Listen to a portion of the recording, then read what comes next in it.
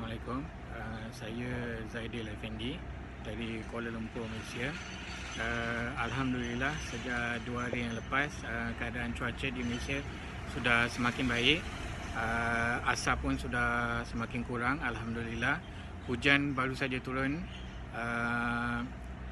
Saya juga ingin mengucapkan terima kasih kepada Bapak Presiden, Bapak Jokowi, dan juga Pak Doni Monardo, dan juga kebakaran hutan dan lahan kerana usaha untuk membantu mengurangkan asap di Indonesia dan juga di Malaysia. Ucapan ribuan terima kasih buat semua yang membantu, baik dari Malaysia dan juga dari Indonesia. Assalamualaikum.